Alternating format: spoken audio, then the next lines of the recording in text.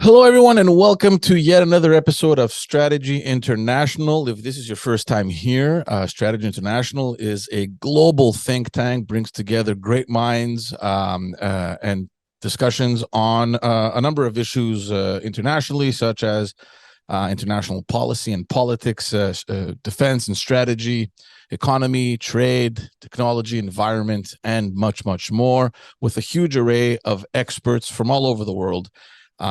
Speaking of experts, we have an amazing program again today with Dr. Elie Abouaoun. Such a pleasure to have you on the podcast, Elie. Thank you, George. Pleasure is mine. You have a huge responsibility, and we're going to talk a little bit about what you do, because you work in a region that for probably decades has been inflicted by quite possibly the biggest issues, political, social, economic, and we're going to discuss all that. You're the director of the North Africa programs and the regional hub over at the United States Institute for Peace. So I want to pick your brain a little bit first before we get on to the topics, just so we can discuss a little bit what is this organization and the work that it does. Before we do that, let me invite everyone to head on over to strategyinternational.org, where you will find all the information on Strategy International and all the great work that is being done over there. Elie, tell everyone a little bit about this organization, what it is, and what its role is, and why it's important, the work that is done there. Yeah, George, thank you very much again for hosting me. So the U.S. Institute of Peace was established by the Congress in the United States in 1984. As a federally funded national institution dedicated to the mission of preventing and mitigating violent conflicts. And usually we achieve our mission through three types of programs. We do capacity building programs that target both governments and non-governmental institutions. We also work with policymakers. We try to inform policymaking in the US, but also in the host countries. And the third type of program is dialogue. So depending on the situation or the context, we use dialogue as a means to either prevent violence or to mitigate the impact of ongoing violent conflicts. In the MENA region, we have on-the-ground presence in three countries, in Iraq, Libya, and Tunisia. But we also cover other countries through either the training component or the research and policy component of our work. This is fascinating, and I'm going to talk to everyone as a former political advisor myself, who we relied so heavily on local actors and organizations and different community groups to help us, to advise us, and it was crucial in addition to being necessary. And imagine this is only regional, provincial politics here in Canada. Imagine on a global level how important it is, especially from the U.S. that has this active involvement and interest all over the world, to have actors such as yourself who have this hands-on knowledge on what is happening on the ground. How often do you consult with the U.S. government? I mean, is there a constant flow of information on what's happening on the ground? Well, definitely, we work very closely with the U.S. government in both legislative and the executive branch. But I must say that USIP is an independent institution, so we are not affiliated directly to the administration, but we do work very closely with the different U.S. embassies, with different bureaus within State Department, with the Congress and the Senate, and other components of the U.S. government. Let's get on to the challenges. There's so much that I want to ask you about, and the role that you've had in these regions or in these countries. But like I said before, and for those wondering what MENA stands for, it's Middle East, North Africa. Like I said before, it's quite possibly the most turbulent region, in my opinion. I mean, if we leave aside what's happening right now in Eastern Europe, it doesn't exclude the fact that these regions still, they're still going through the challenges that they're going through. And even though, like, historically it's been decades that this region has been afflicted by all these challenges, I think in the last 10 to 15 years it has taken kind of like this snowball effect, where probably from the Arab Spring in Tunisia until now, we've seen these series of uprisings happening across the region. What impact has that had? And if we talk specifically in Tunisia, how are things over there now, and how did the uprising over 10 years ago now influence a little bit what's happening on the ground in the rest of the region? Well, I think, one can think of different implications of what happened since 2011, but the one that I really like to highlight in most of my discussions and interviews is the general sense of disappointment. So 12 years after what happened in Tunisia and Egypt and Libya and Syria and Yemen and other places, I think most of the populations here in the MENA region came to the conclusion that that was a missed opportunity. And my personal reading is that that the opportunity was missed actually because there was not enough emphasis put on the economic and social aspect of the transition, but there was a full-fledged focus on the political aspect. So we've seen all the international community, international organizations focusing on elections, on transitional justice, on constitutional reform, etc. But there was very little effort and investment, both technical and financial investment, put into reforming the economies, reforming the social structures, and making sure that people can live in dignity in these countries in the aftermath of a political change. So basically now in the collective perception of most of the people in the region, this political change basically generated a much more challenging economic and social situation.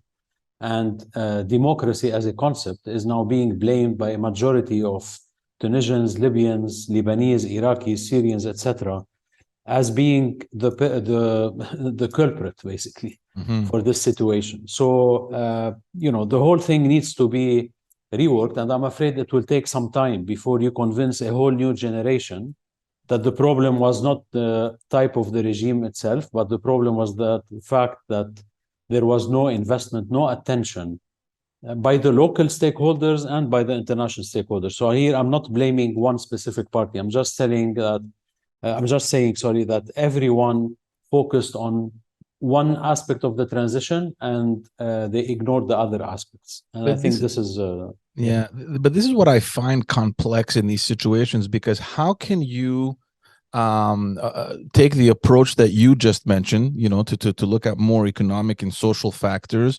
without first establishing a sound government?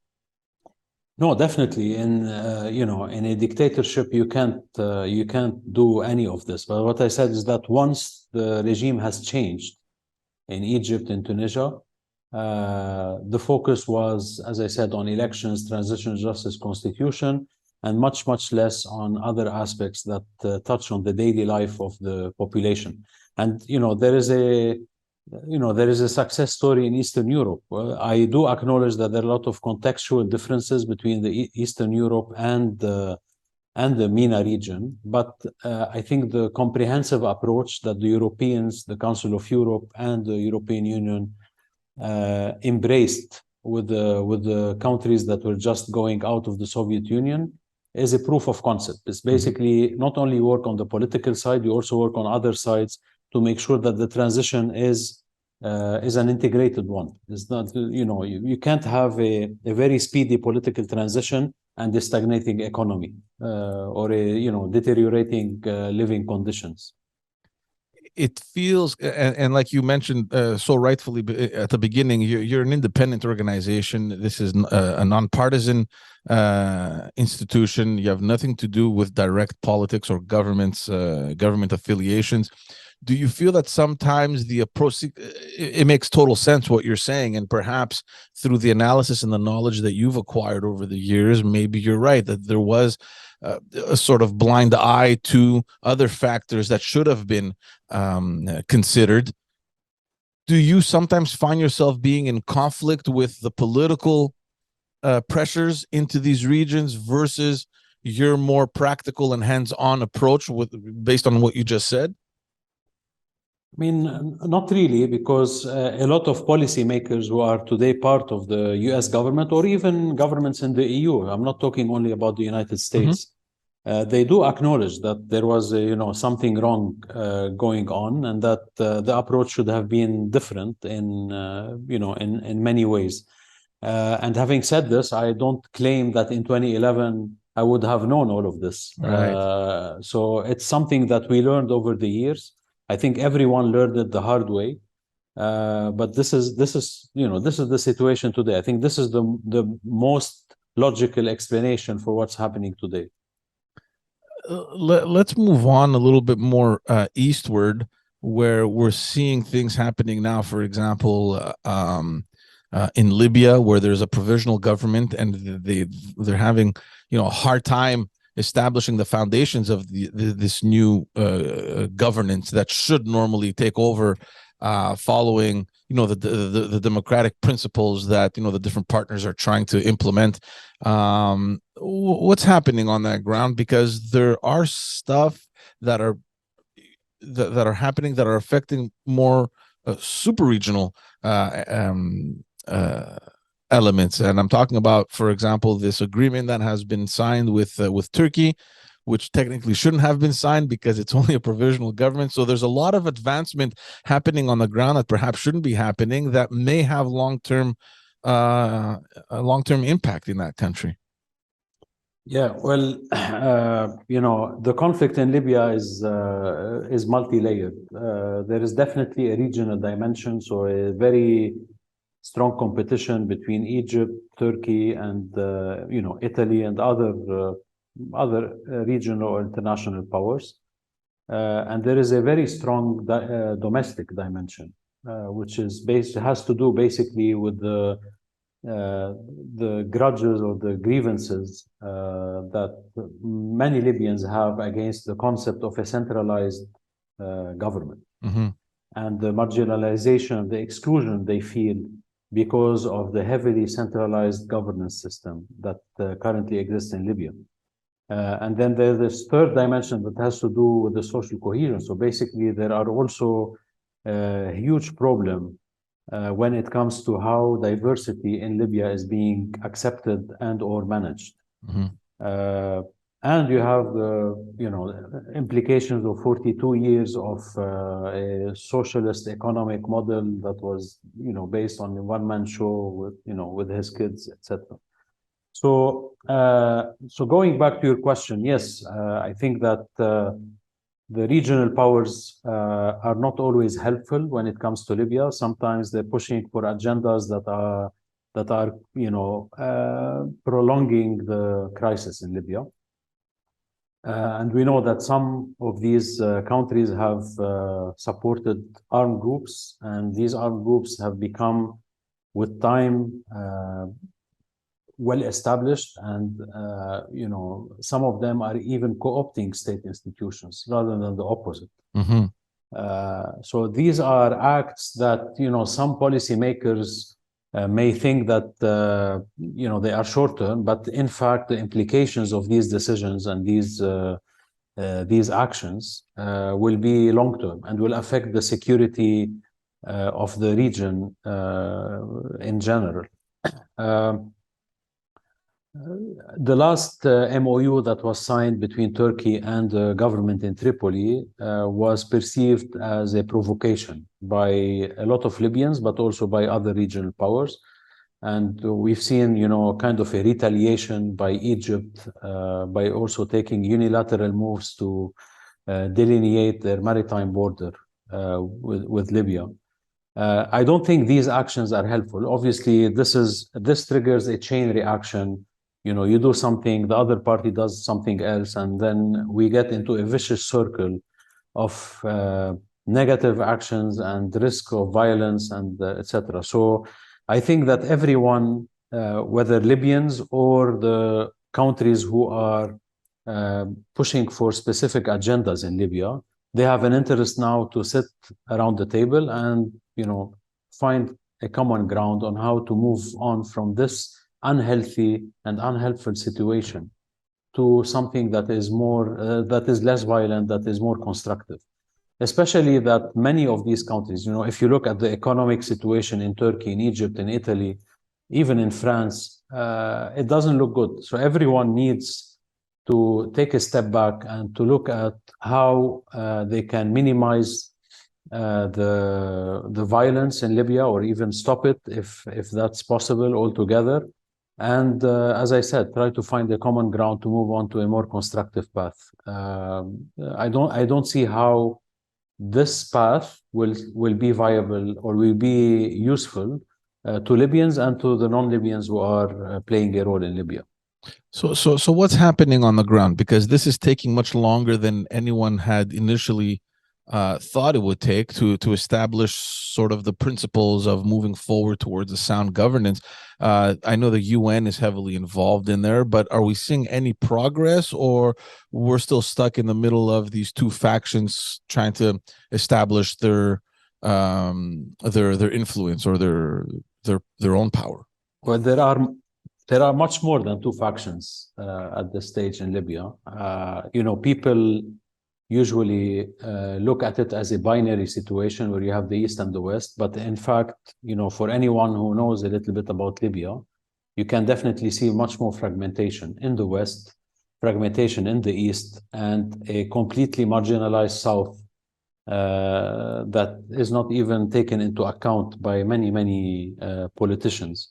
So it's not only two parties trying to struggle for power. There is as I said before, a deeper problem of a social contract, basically. There is a need to revisit the social contracts among Libyans to make sure that the new social contract is inclusive, and that there is a very advanced level of decentralization or federalism that allows people to basically feel that they have control over their resources and over the decisions that are conditioning their daily life. Because, there's no way you can conceive any kind of stability in Libya with a bunch of people sitting in Tripoli and making decisions about Sibha or about Benghazi or about Derna or other places. So Libya needs to be somehow federal. I mean, federalism is a big title, of course, and there, you can have, 50 shades of gray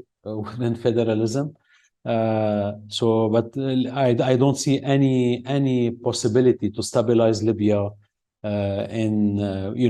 while maintaining a centralized government as it is today. Right. Do you feel that there's any progress being made, or are we looking more into a more long-term No, issue? so far, if you look at the political process in Libya, you can see that there is a huge deal of stagnation. So I personally didn't see any progress in the last few months.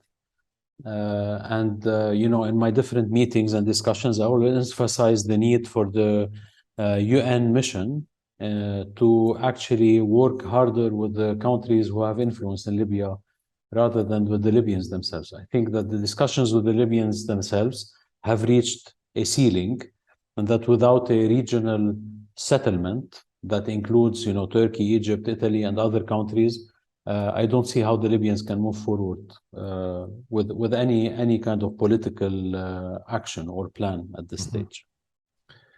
I want to discuss with you a little bit Iran. We've had a couple guests on the program where we've touched a little bit upon what's happening in Iran. This is something that, for the younger people listening to the show and that hadn't experienced the events from the 80s in Iran, are experiencing this for the first time, where there is a significant uprising in Iran. What does this mean, and what's happening, at least where I'm from in Canada? the media was all over this uprising, and it seems in the last couple of weeks that we're seeing much less of it. It's the media. We're not gonna we're not gonna criticize what they decide to show us or not. But on the ground, is it still as active as it was? Are there efforts to suppress it from the regime, or what's going on? Are the flames still burning strong?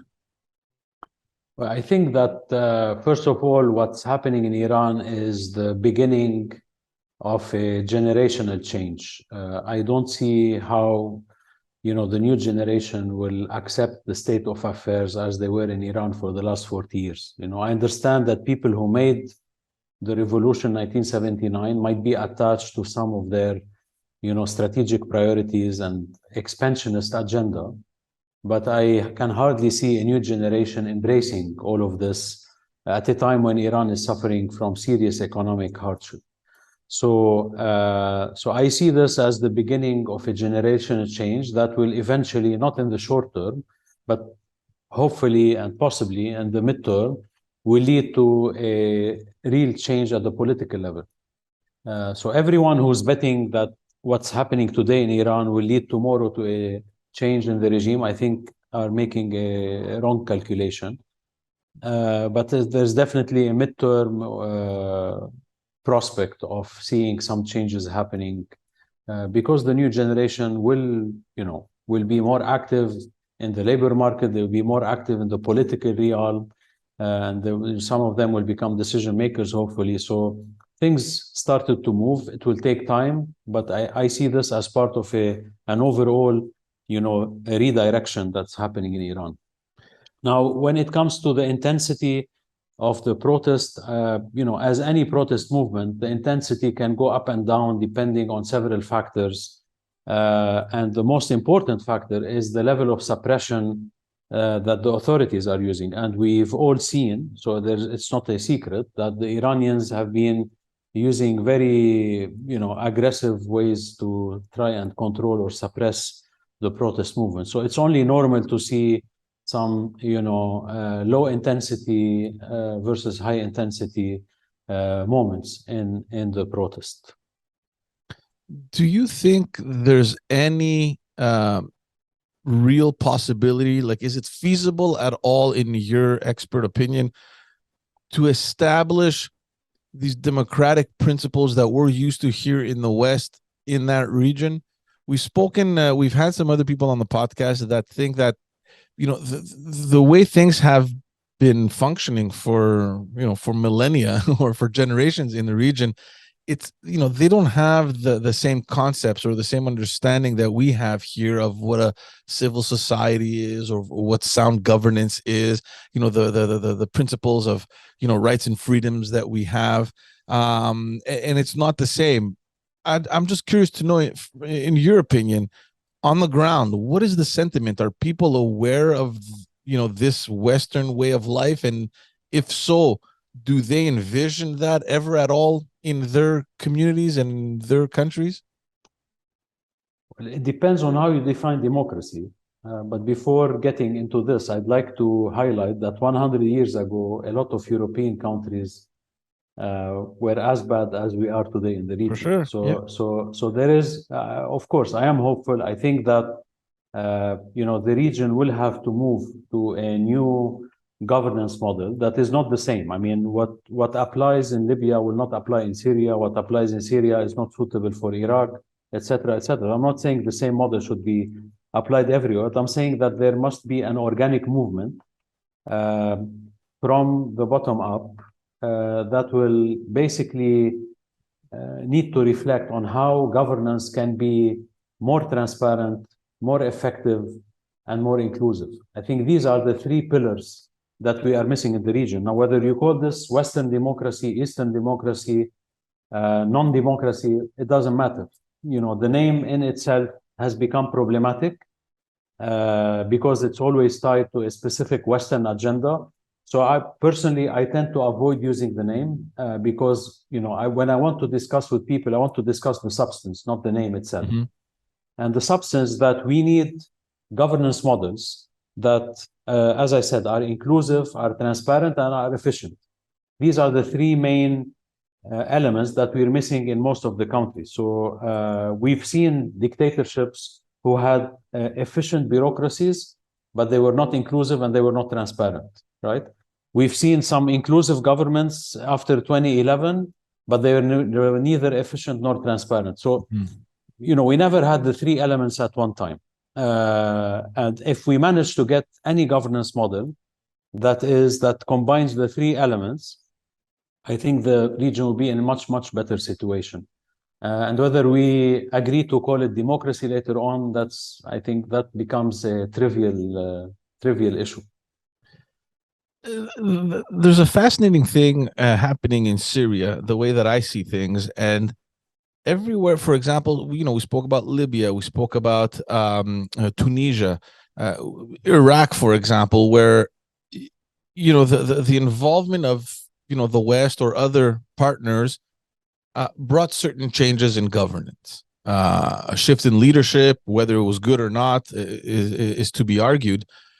It's fascinating to me that after all these years in Syria, the government is still in place. Mind you, they're dealing with a much larger issue there, rather than just focusing on what do we do with a government, because now we have an extremist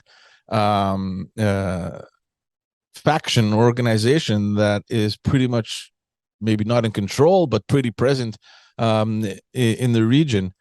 What's happening over there, and how, what's your point of view, and what's your take on that? Yeah, well, when it comes to Syria, I think that the regime was able to survive not because of its own strength, but because of the outstanding and exceptional support that Bashar al-Assad received from both the Iranians and the Russians. Had it not been for the Russian support, and especially the Air Force support, and the Iranian involvement on the ground, including, hiring or recruiting militias and armed groups from all over the place to come and fight in Syria, Bashar al-Assad wouldn't have been able to survive this crisis.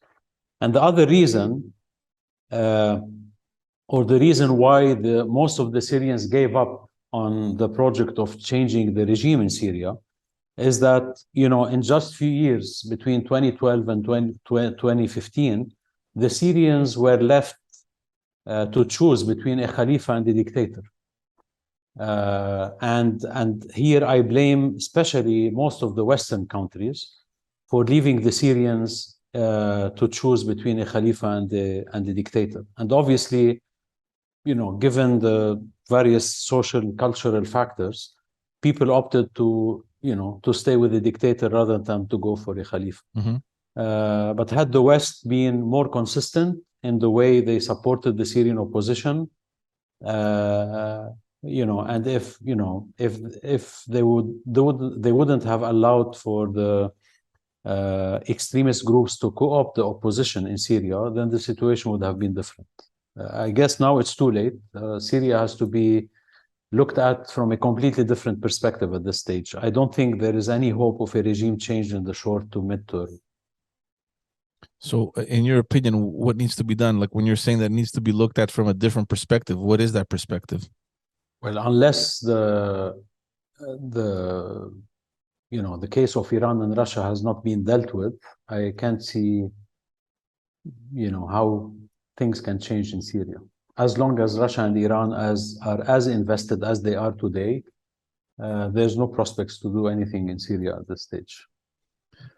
One of the longest running item on the agenda of the UN has been the Israeli-Palestinian issue.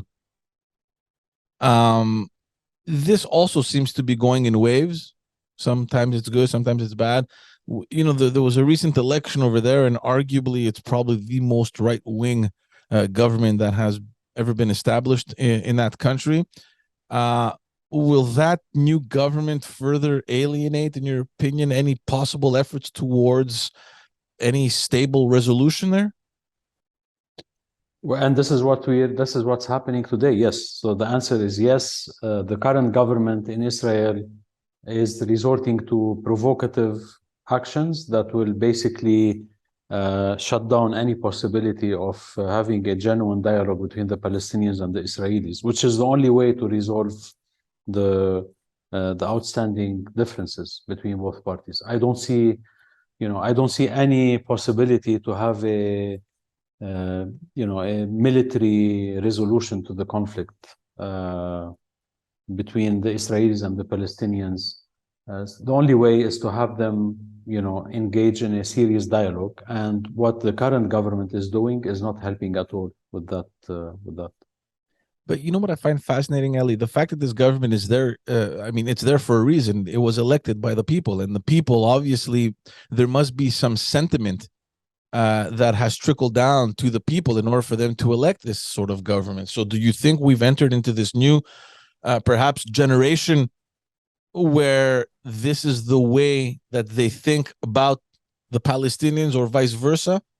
And we may not be able to, even think of a possible solution in the future or in the near future? Yeah, but this is a problem that is not exclusive to Israel. For sure not. The rise of populist, radical, extreme candidates or political figures or parties is a problem that many countries are suffering from, not only in the MENA region, but also in the West. So yes, Israel is going through a change in its political landscape that is similar to many, many other countries. What is aggravating the situation in Israel is that this government is not only dealing with the usual stuff that governments do, but they are dealing with as you said, probably the longest standing conflict in the region that is very complex, that has not only geographical dimensions and resource related issues, but also you have an ideological and religious dimension that are very strong. So it's all adding up to become a very complex situation. But yes, the majority of Israelis elected this government. It doesn't mean that they can't elect another one that is more moderate, I would say, and more amenable to discuss with the Palestinians, how the cycle of violence can be broken, basically. And honestly, I see a responsibility on both parties. I'm not saying the Israelis are the only ones responsible for the cycle of violence. I think there are some tough choices that the Palestinians have to make as well in that regard. But all of this can happen only through a genuine dialogue. It can't happen, while the war is ongoing. I want to talk to you about, we're talking about all these countries and the different efforts that have been attempted, whether by the West or other international partners. And there's a player that often isn't directly looked at, but is omnipresent. And I want to talk to you a little bit about Turkey. Turkey is a country, that for years has been trying to assert its influence as a regional superpower. It has had a huge involvement, for example, in the conflict in Syria. We spoke a little bit about its involvement in Libya as well. And that, the actions that the Turkish government has been taking probably in the last decade, it hasn't really been playing out favorably with certain countries that were considered somewhat influential in the region, for example, Egypt or Saudi Arabia. What's your take on that, on Turkey's efforts in establishing themselves or that country as a regional power or superpower, if you will? Well, whether we like it or not, Turkey is a regional power at this stage. Turkey is a big country, and they were able to leverage some of their strength to achieve this status of a regional power. What I see positive in Turkey's, posture, at least in the last 2 years, that they were able to revisit their foreign policy from being an extremely aggressive one prior to 2019 to a foreign policy that is less aggressive, that is more prone to collaboration with other regional powers. So we've seen a rapprochement with the Emiratis, a rapprochement with the Saudis, at some point there was a serious and very hopeful dialogue, a very promising dialogue with Egypt. My understanding is that now it's less, it's less promising. Let me put it this way. But I'm sure that both countries will realize that it's better to have a dialogue than to be confronting each other in different theaters in the region. So I'm really hopeful. I don't know if this will happen or not, but I'm really hopeful that the Turks will continue with this approach of trying to mend the relationship with the other countries in the region. And ultimately, what will save the region is to have a new architecture for peace and security that will involve all the regional powers. So, you have some of the big GCC countries, you have Turkey, you have Iran, you have Israel, you have Egypt. There are heavyweight countries in the region that need to sit together at some point and decide how to manage, so basically form a steering committee and decide how to manage this region, because we know that the international powers are not in the mood anymore of, not only not in the mood of unilateralism, but even not bilateralism. I don't see Russia and the United States managing the region as they used to do in the 70s and the 80s. So there is a need for these regional powers to acquire some maturity and to sit around the table and decide what's the best way of managing this part of the world. I just want to question a little bit what you just said about Turkey's recent, maybe less aggressive approach in foreign affairs, perhaps in the region. But we're seeing, when it comes to Europe, for example, we're seeing the complete opposite, where they're going kind of countercurrent, where they're trying to object NATO's expansion with Finland and Sweden, the tensions in the East Mediterranean. The stance they've taken, with the Ukraine and Russia conflict as well, their involvement, for example, in the conflict between Azerbaijan and Armenia. There's a lot of there's a lot of experts and there's a lot of literature out there coming out in the last maybe month or so on Russia's aggressive stance in their international foreign policy, to the fact where there's an argument made that maybe they should get expelled from NATO. Obviously, it's not possible. I don't think it's written anywhere. There aren't any provisions in NATO to allow for that to happen. But we're seeing the complete opposite. Are we seeing a Turkey that is perhaps distancing itself from the West as an ally, being a NATO member, and progressing more towards its roots in Asia and the Middle East? I think Turkey, as many other countries, are trying to adjust to the new multilateral reality that has emerged in the last few years. No country, neither Turkey nor any other country, can rely on an alliance with one of the superpowers anymore. They have now at least 3 superpowers, if not more. And every country is trying to, calibrate the relationship between these big powers.